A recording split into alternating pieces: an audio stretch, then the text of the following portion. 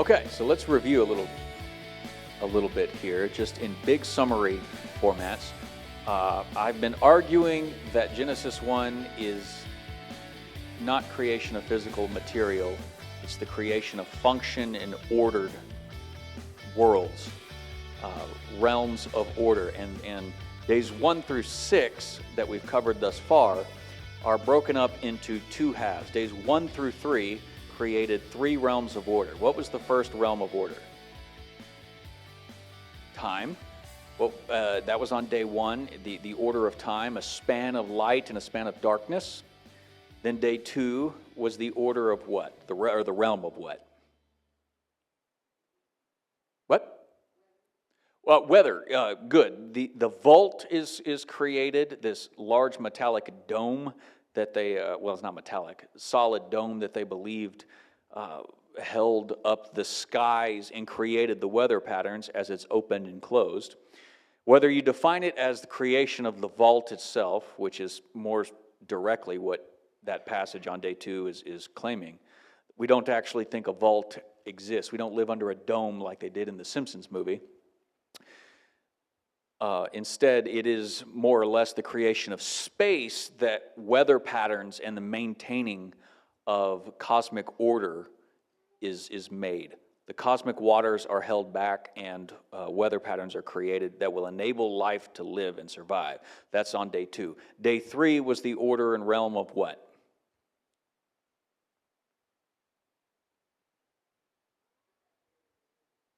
You have hearing? Land, yes. The land is created, but remember, it's not created by popping the land into existence. The waters are gathered and the land appears, implying that the land was always there underneath the cosmic waters. It just wasn't allowed to come forth until God gave the decree. Really, nothing on day 3 is created. Not the way that most people define creation as in terms of physical material. So day 3, the land is created, but a second thing is created on day 3. What was that? Wind? Not wind. Vegetation. The food systems. If you wanted to say that the weather system is what's created out of day 2, which is justified, then the food system is what's created on day 3. Well, the food exists on the land. And remember, this is all in the perspective and ordering for human life, which is what we're going to get to today. So days 1, 2, and 3, the 3 realms of order, with day 3 creating not only the realm of the land, but the food systems within the land. Then on days 4, 5, and 6, we came back to corresponding functionaries that fill the realms of order.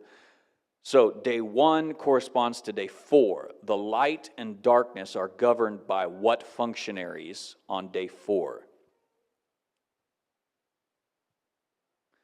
The sun, moon, and stars. They're the light on the earth, whether it's from the sun or as the greater light or the lesser light that is the moon. Also the stars give light.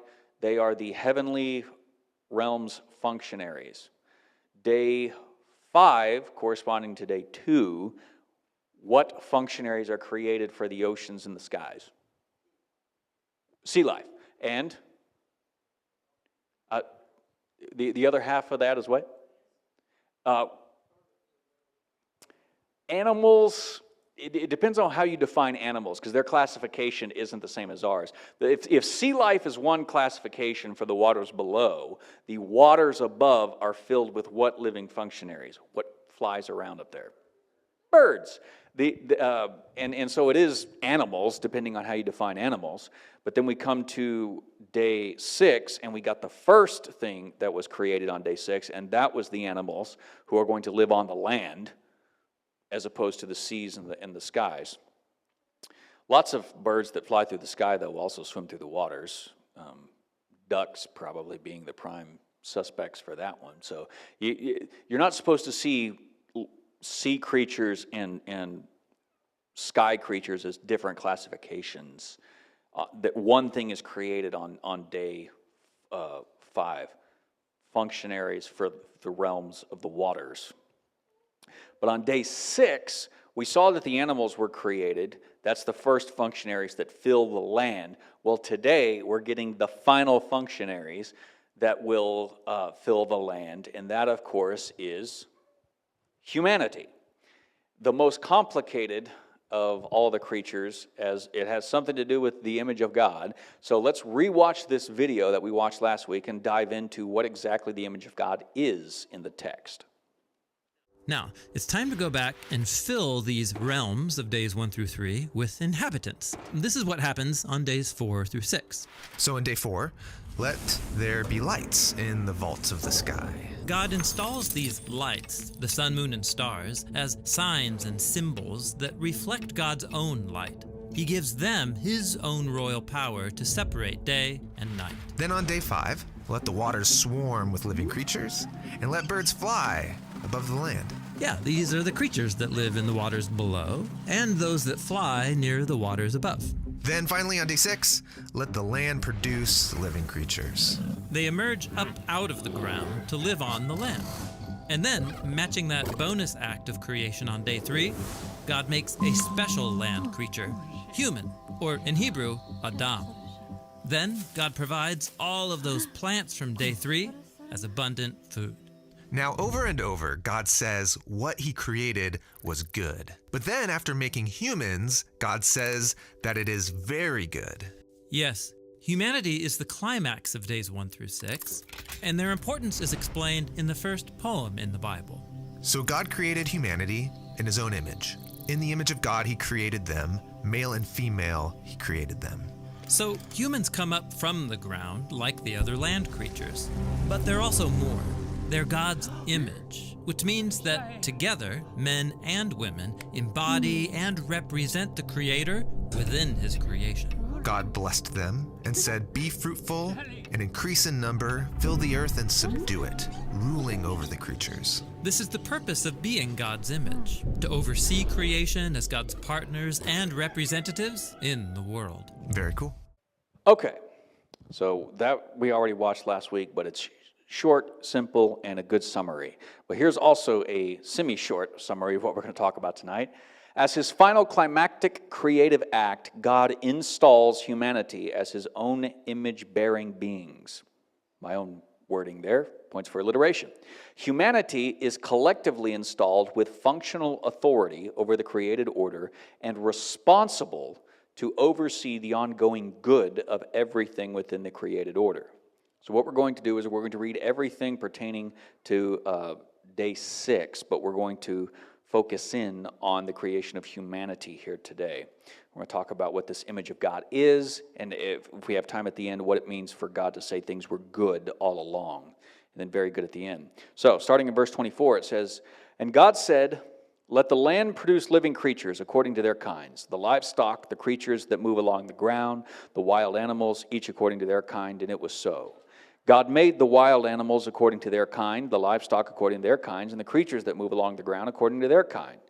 And God saw that it was good. Then God said, let us make mankind in our image, in our likeness, so that they may rule over the fish of the sea and the birds of the sky, over the livestock and the wild animals, and over all the creatures that move along the ground. So God created mankind in his own image. In the image of God he created them, male and female he created them. Then God blessed them and said to them, be fruitful and increase in number, fill the earth and subdue it. Rule over the fish of the sea and the birds of the sky, and over every living creature that moves on the ground. Then God said, I give you every seed-bearing plant, we don't need to read that line, over the whole earth, and every tree that has fruit and seed in it, they will be yours for food. Moving on, we'll get to why meat is better later.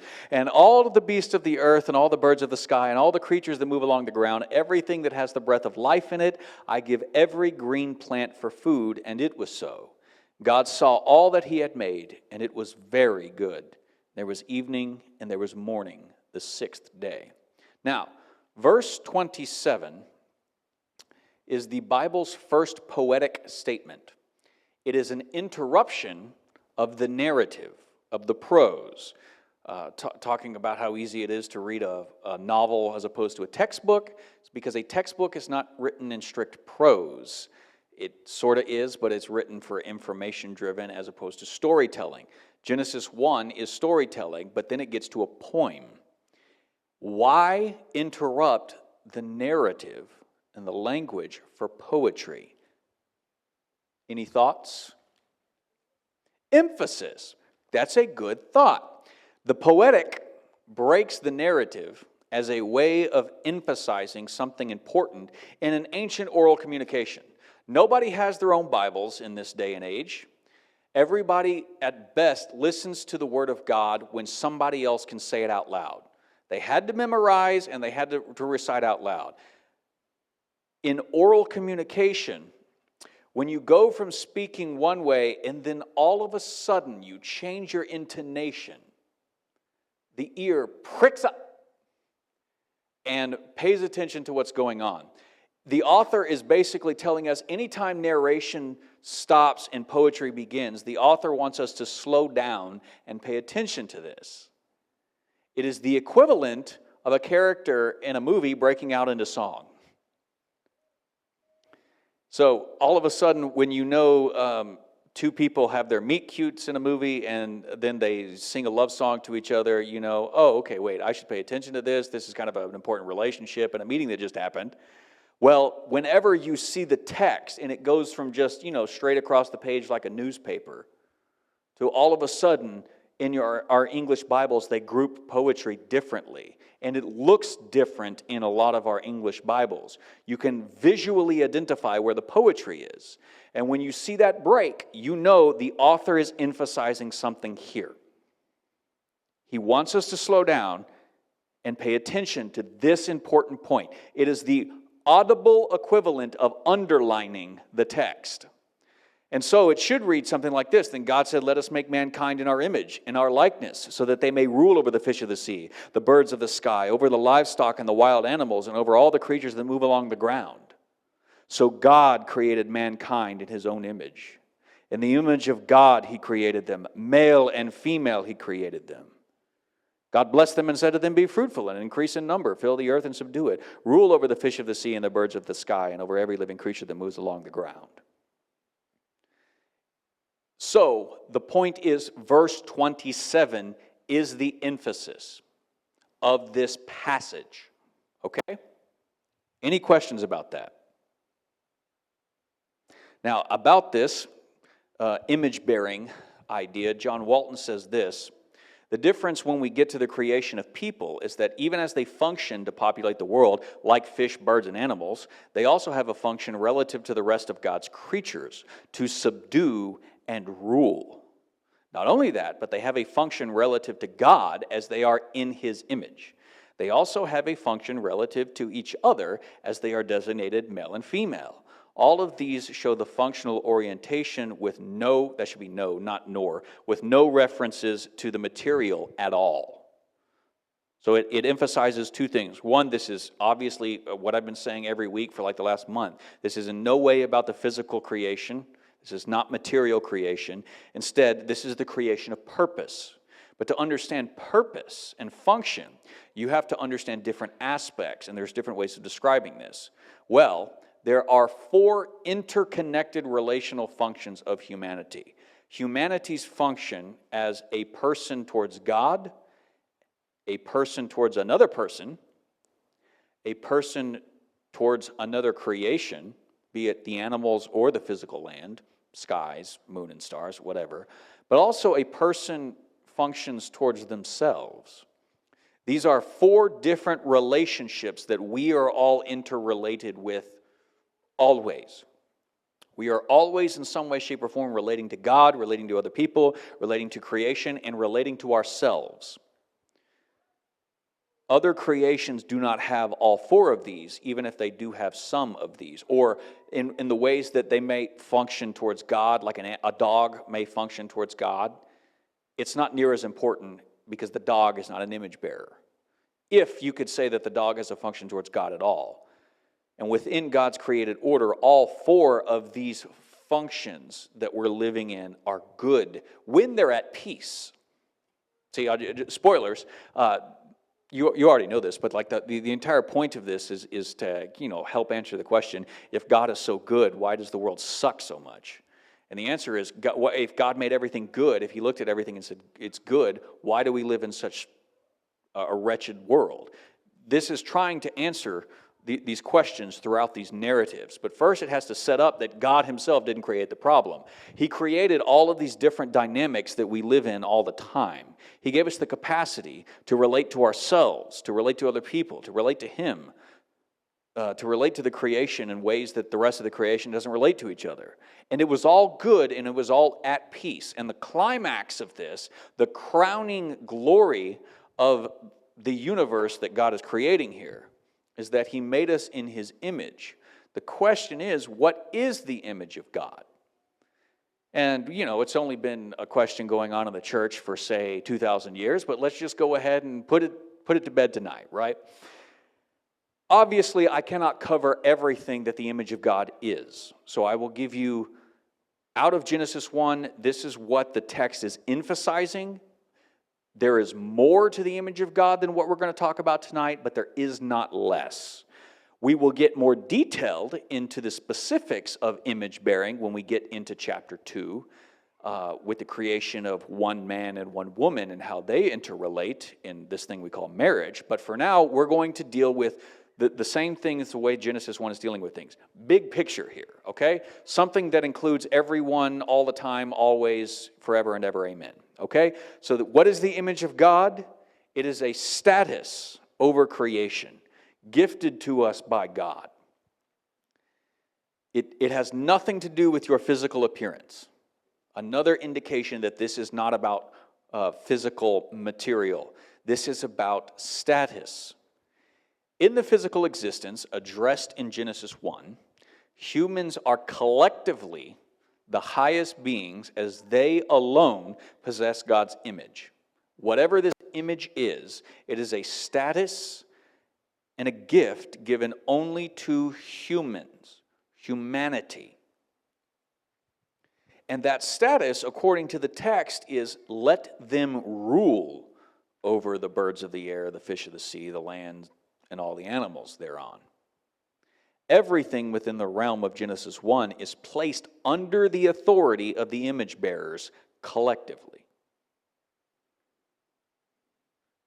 To be an image bearer is to possess the status of a godlike being who shares the authority of the Creator to make decisions for the lesser created beings. According to Genesis 1, this is the basic idea of what being an image bearer is, and we all possess this status. You get your arm cut off, you don't lose any image bearing because it's not about your physical appearance. You get your head cut off, you do because you're dead. But it's a slightly interrelated concept there. All right. About this, John Walton says, among the many things that the image of God may signify or imply, one of them, and probably the main one, is that people are delegated a godlike role, function, in the world where he places them. What he's subtly pointing out in that chapter, and what I'm trying to tell you here, is that, yes, there is more to being an image bearer. There's a lot more detail that we could go into, but this is the bottom line rule. There is not less than this. You are meant to rule creation underneath God's own authority. But it's not you, it's not me, it's us together. We're supposed to work out this creation, which is why the text says they were made male and female. You know what? Let's just go back to this slide real quick. If you look at just this text, Hebrew poetry doesn't exactly rhyme. Very rarely will something rhyme in Hebrew. It can, but it's mostly just wordplay. But the way that Hebrew poetry tends to work is that it gives you what's called parallel statements. It gives you 1, 2, sometimes 3 statements where the second and third statements tend to add to and clarify the previous statement made. So all of mankind, Adam, collectively, is made in God's image. Parallel statement reversed. The image of God, he created them. So there's a little chiasm in here in this language. Male and female, he created them. So this means, and it's very important to point this out, it is not men or women, it is men and women together. Both possess the status of rulers in this world, and both create the status of image bearers. As we will get into in chapter 2, men alone cannot rule this world. Sorry, Jared, we just can't do it. Right, you shouldn't want to. Ladies, despite what feminism tells you today, you cannot do everything on your own. You cannot rule it on your own, and why would you want to? And here's the thing, nobody's actually meant to. Nobody's meant to lead a church on their own. Nobody's meant to lead a household on their own, and certainly nobody's to be leading creation on their own as far as the two sexes are concerned. Men do not solely possess God's image and rule. Women do not solely possess God's image and rule. Men and women together possess the image, rule together God's creation underneath God.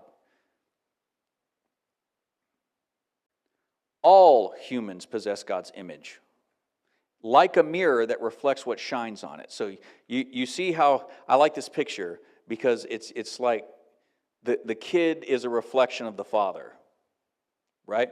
In this picture. He's got all this potential to grow up and look just like his dad in some way, shape, and form. He's bearing the image of his father, and if you wanted to speak more physically, of his mother, but this is more of a metaphysical idea. He bears the image of masculinity. A daughter will bear the image of femininity. Yes, they bear your physical genes, but that's really irrelevant to the conversation at hand, because it doesn't matter what your physical genes are. You still have the genetic potential on some way, shape, or form to work out ruling creation, subduing the chaos that God is subduing. Go on fighting the forces of chaos, pushing it all back and create order. And you can do this from a very young age, because your parents can make you responsible, or as parents you can make your kids responsible for cleaning your own room, growing up, getting old enough to do the yard work, doing the dishes, taking responsibility for the order, and teaching that responsibility is about making responsible image bearers.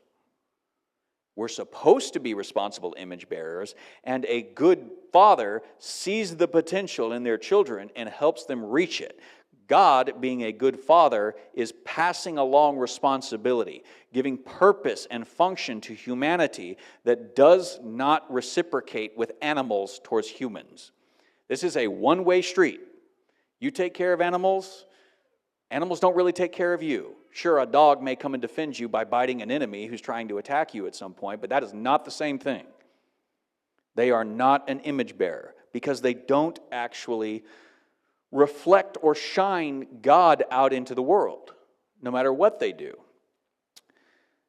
We are meant to shine and reflect God's rule over the physical world, just as the us do in the non-physical world. And this is where we left off last week.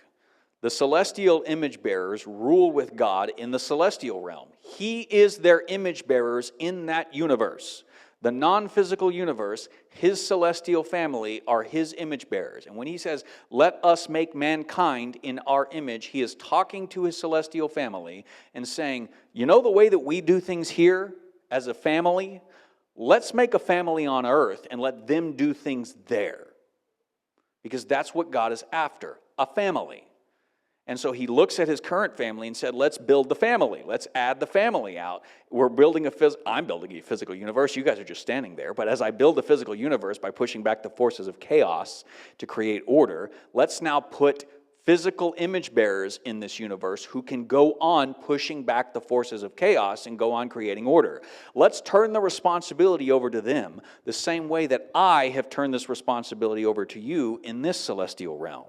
I will govern it as the high king of the council here in this realm and that realm, and we will be one big happy family. We will come back to that idea in Genesis 2 because the Garden of Eden is God's capital home on earth, where his celestial and terrestrial family were meant to meet, do business. And then humanity would have gone out of the garden to extend the garden's prototype to the rest of the unfinished world. And then they would always be free to come back into the garden, receive the fruit of eternal life and go on living despite whatever ailments they may have gotten outside the garden and blah, blah, blah, except that they got themselves kicked out so they couldn't return. So the cure to death was no longer available to them. But even in that, you're still fundamentally an image bearer. You may not be able to have it forever right now because we die, but our status, and this is why you want to think of it as a status, your status cannot change except by one thing, death. You die, you don't get authority in heaven. It's not for you. It's for God's celestial family. And despite the fact that you're dead, you're not a celestial. You have to be raised from the dead and returned to the physical creation, and physical creation has to be restored so that God's physical image bearers can go on living in God's creation temple and fulfilling their God-given purpose. Oh wait, that's exactly how the Bible ends with Revelation. More on that some other time. When we get through day 7, we'll probably look at Revelation and talk about why the Bible opens with a temple creation and closes with a temple recreation, where his image bearers are raised from the dead and given the ability to go on bearing his image. So why is this question of image bearing so fundamentally important? Because it means certain things that we need to take into account with how we relate to, especially other image bearers in this world. Number one, all people, all humans have inherent worth from God. They are therefore deserving of a baseline of dignity and respect regardless of whatever their origins are. No matter what people they come from, what their skin color is, what tongue they speak, or even what crimes they've committed, they are required by God as an image bearer to be shown a certain amount of respect and honor as an image bearer. If you don't give it to them, you don't have justice. You don't have goodness in this world. Number two, it means that as a human, you are more loved by God than the rest of the physical world, and you're more important than the rest of it. I'm sorry, but Mother Gaia is not as important. The earth, if you really believe it's governed by God, is not going to have the effects of global warming, cooling, or any other form of climate change be destroyed, because ultimately we're not in control. We are responsible for it. Lots of it is our fault, and we are at fault, but we are more valuable and have the capacity to come up with ingenuitive ways to make it right again. Because we're more important than them, our safety, our lives are more important than the lives of animals, the lives of inanimate objects, buildings and stuff are not as important as the lives that come and go from them. People that think that they have fur babies, I'm sorry, but that is an insult. And by sorry, I mean I'm not sorry. Christians who say that their animal is their child insult God, because that thing is not an image bearer. I understand your attachment to it, and I don't fault you for that, but you need to understand that's actually breaking God's ordered system. You don't want a fur baby. You want a baby. A fellow image bearer that you can actually live up to that baseline of respect. And to show animals the same respect that you show humans actually flips God's world upside down. It is a form of idolatry. And we know this. Sorry, that sounded worse. And then I look up and she's fine. It flips God's world upside down to pay more love and attention towards animals than to other people. Because everything, including the animals, has been created for the sake of human life. We exist to share God's status under and yet alongside Him. And because of that, everything is supposed to be beneath our feet. It doesn't mean you should stomp over everything and declare yourself to be a god. It means that as a reflection of God's own authority, just as God is greater than the rest of creation, ourselves included, that we treat creation as if we are greater inherently than the rest of it, because God has made us inherently greater than the rest of it. That's not an excuse for pride. That's not an excuse for trying to kick God off his throne and doing whatever we want, which is what we're going to do in chapter 3. But nevertheless, we have rights in the world that nobody else has. But what rights really mean is we have responsibility in the world that none of creation has. And if anybody ever tells you you have a right to this or a right to that, and they don't tell you what your responsibilities are, you should ignore that person. So while I'm telling you that as a human you have rights that other animals and creatures don't have, I'm also telling you you have a responsibility that these other creatures don't have towards God, towards others, towards those creatures, and towards the earth itself. Of all God's created things, humans are last in the created order, but they are the greatest in rank. So from this point on, in the story, in the entire Bible, whatever God's going to do in the world, he's going to do it through his human image bearers. This is his idea. Just because humanity is going to screw up 2 chapters from now does not mean that God was wrong to give authority to humans. So he's going to prove that he was right by always limiting himself to do whatever he's going to do by calling someone out of humanity to go and do the work. You think he couldn't have saved the Israelites from Egypt without Moses? But he says, go to Pharaoh and tell Pharaoh to let my people go. He always anoints a human agent, and he always sends them off to do the work, because he is going to limit himself to work in the world through his human agents. The responsibility that we have, he is going to fulfill. He is not giving that responsibility or taking it back from humanity. He's not giving it to the angels, it is ours. If we don't fulfill it and sit around for an entire generation on our butts, he will wait for the next generation and he will give them the same opportunity. And if they say, yeah, we'll go do the Great Commission, he will actually work with them and go fulfill the Great Commission. Now, are there any questions on any of this thus far? If so, the microphone's in one of those pews over there.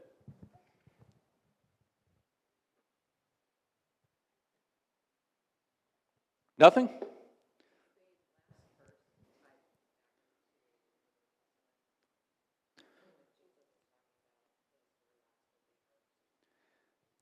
In a way, yes. So the question is, I'll repeat it for the camera.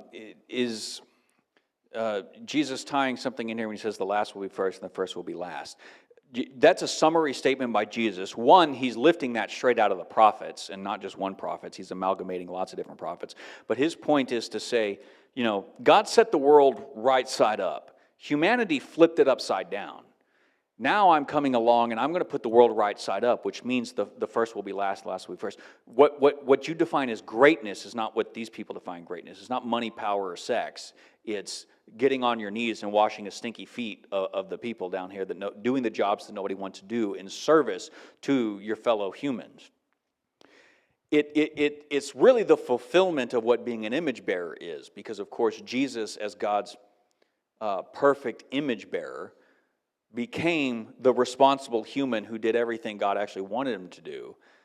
And so God gave him the authority and stuff, and over the entire created order that we're talking about here, made him the first human, the firstborn human, not in terms of the order of his birth, but in the ranking of his authority.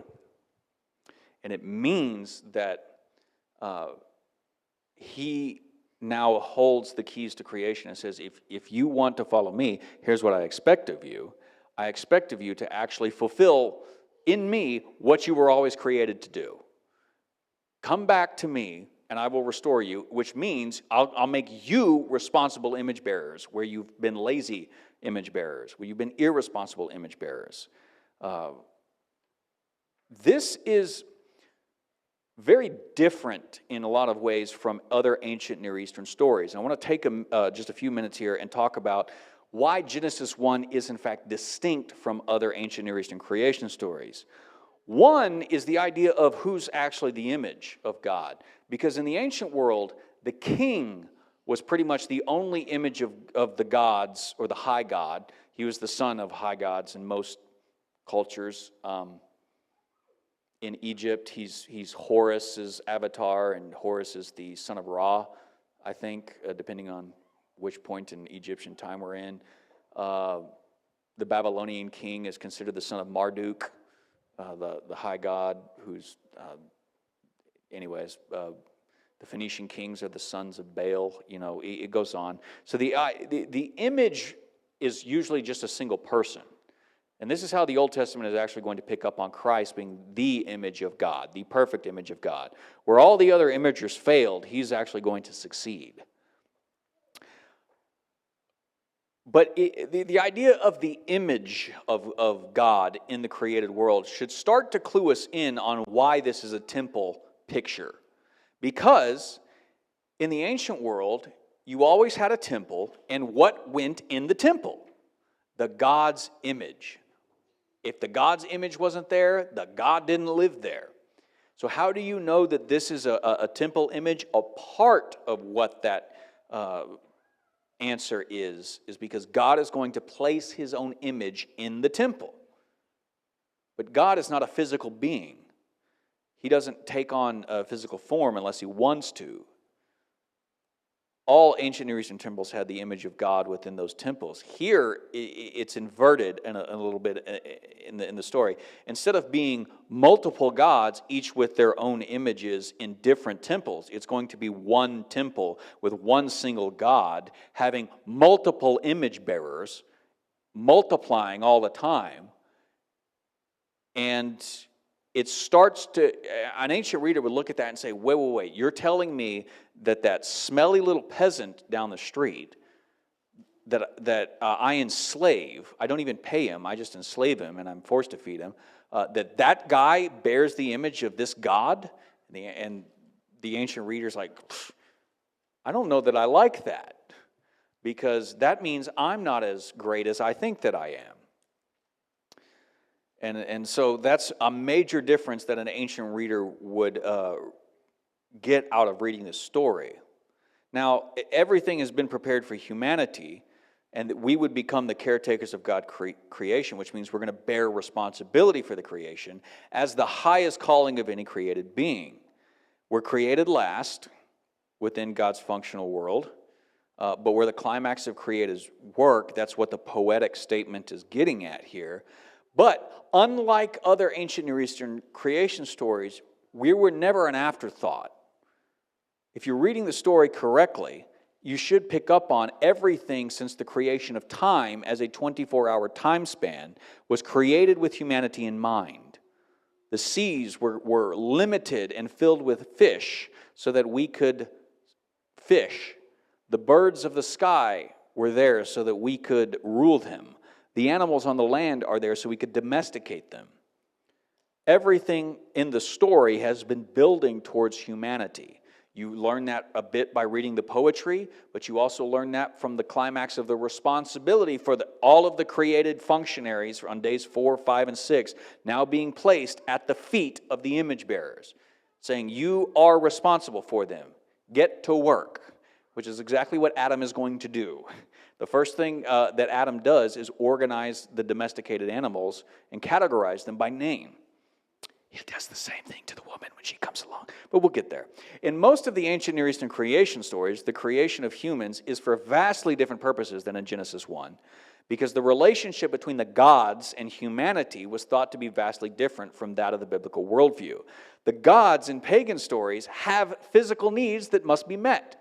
They actually need to eat. They need food. Did you read Bel and the Dragon? The purpose of the priest bringing to Dagon's temple was so that Dagon could eat. At least that's what they said. Then they would steal the food, and Daniel outs them. Okay, so humanity is created to meet the needs of those gods largely as an afterthought, or simply because the gods set things up, they put things in order, and then they just didn't want to do the physical work of maintaining the creation themselves. The gods are lazy, pedantic little creatures in pagan stories. They're the fat slobs who sit on their butts and do nothing in most of these stories. Sure, they set out with good motivations, then they realize they don't really want to do it, and so they're like, well, let's just give me some clay right there.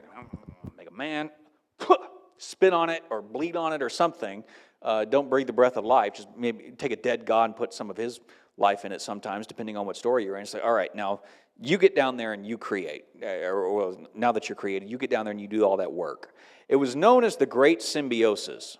It was maintaining order in the cosmos meant that the relationship between humans and the gods, humans bringing the gods their needs and the gods maintaining the cosmic order so that the humans could live and exist and go on bringing the gods the physical creation that they needed, all were maintained in the Great Symbiosis. None of that is in Genesis 1. Yahweh does everything on his own, and only when it's done, and only when the food is there, and only when things are in perfect condition does he then create the image bearers. And then he says, now you guys can live and exist here. You're not an afterthought. Everything has been carefully crafted for your life in this realm.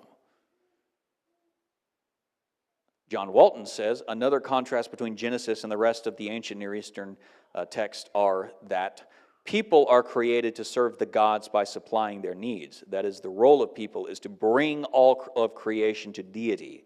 The focus is from inside the creation out to the gods. In Genesis, people represent God to the rest of creation. So the focus moves from the divine realm through people to the world around them. It's a complete inversion of most other creation stories. It would be like the difference between the employees in the plant who serve the company in the manufacturing process, like people in the ancient Near East, and the employees engaged in sales and marketing who represent the company to the outside world. It's a completely different reason for their purpose and existence. And just a little doodle, it looks like God is creating and climaxing his creative works with humanity. Now pay attention to this, and of course it'll be on the slides next week when I give you this handout, because we're going to add to it, because there's still something that hasn't happened yet. But of all that has happened, in our last, say, 3 to 4 minutes here, let's deal with this. God keeps creating, and he keeps giving his little seal of approval until finally in verse 31, it climaxes with everything is very good.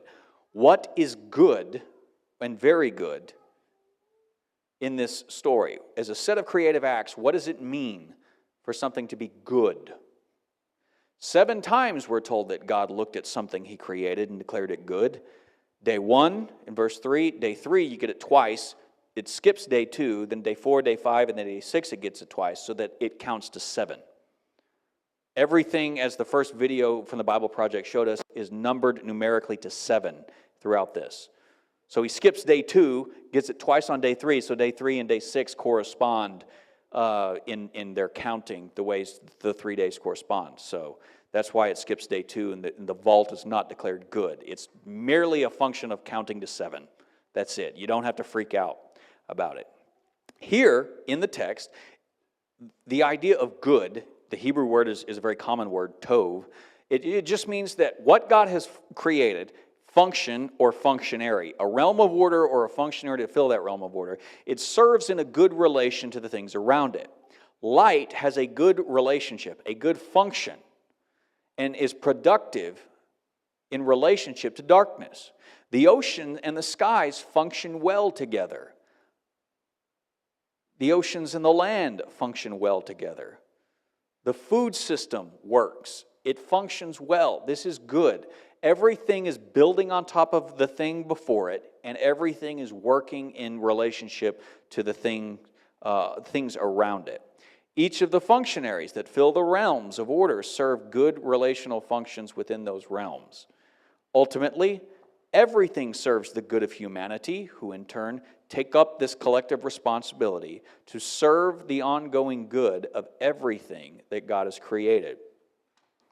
So, to summarize a little bit here, these 6 days of creation, chaos is dealt with step by step. The functional order that is established is declared to be good functions.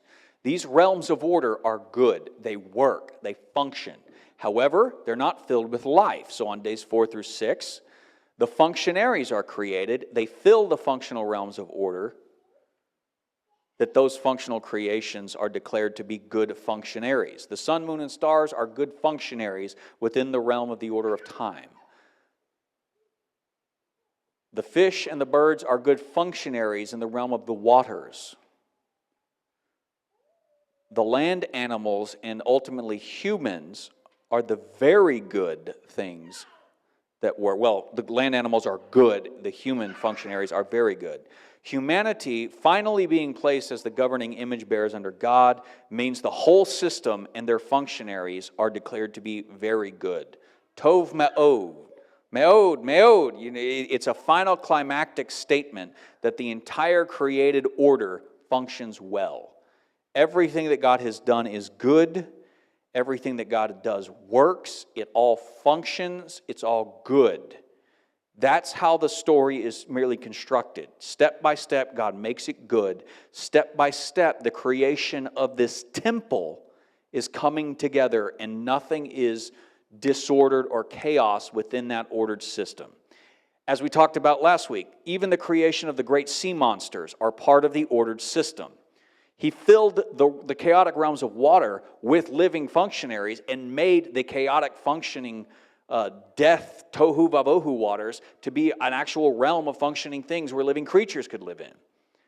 No other ancient story would have looked at that and said, wow, that's awesome, God, you go. They would have looked at that and they said, ooh, the gods haven't quite conquered that territory over there, but Yahweh has. But even with everything that he's done to build creation as a temple, creation is yet to be concluded because although humanity is a climax of God's created work, there's still something greater to happen on day 7. God is going to sit down and rest in his temple. And starting next week, we are going to deal with what does that mean? Because this is the key to reading the story correctly, the Sabbath, the institution of God's rest. What does that mean? And we got to stop overlooking it. Because if we don't understand it, we are not going to read the story correctly at all, and we're going to veer off on all the other tangents that we come up with.